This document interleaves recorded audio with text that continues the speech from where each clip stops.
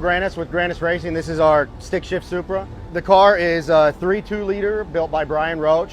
The block is a Bullet Race engineering block from Australia. So it's a billet block. It's a wet deck, so I still run water through it.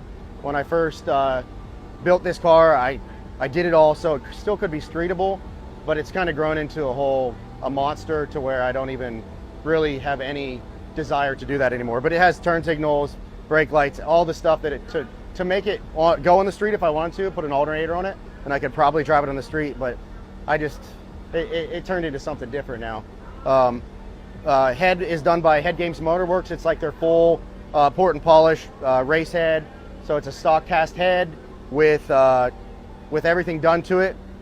The cams are GSC R2Ms.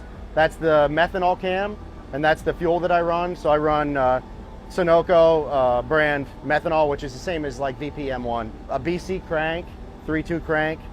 I run aluminum rods, and I think it has CP pistons in it this time on the refresh.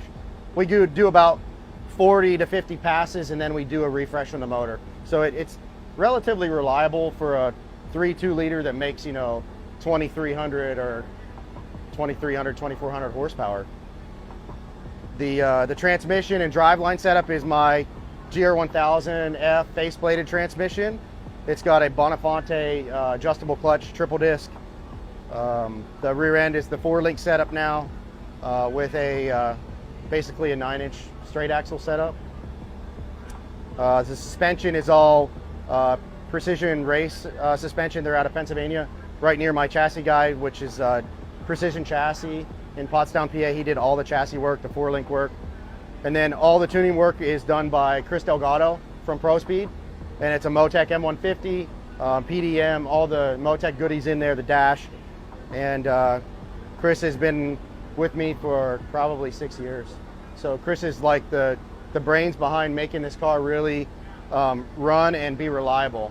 We've been struggling a little bit with this car, not only with breaking a transmission earlier in the week and with the new rear end setup, but now we have turbo issues. So this the turbo on it now is a 98 millimeter, but our 106, I'm not sure exactly what happened, but it was smoking really bad. Luckily, Precision was here. It is one of their newest next gen 98s, so it should work pretty good. I don't know if it'll make as much as a 106, but it should do really well. But since Texas, that's really the only thing that's changed engine-wise on the car is the turbo itself. We made the change to the rear end, so we put a 4-link in the car, which is a solid axle setup. Had too many close calls with the IRS. Broken axle at like 150 mile an hour. That scared me pretty bad.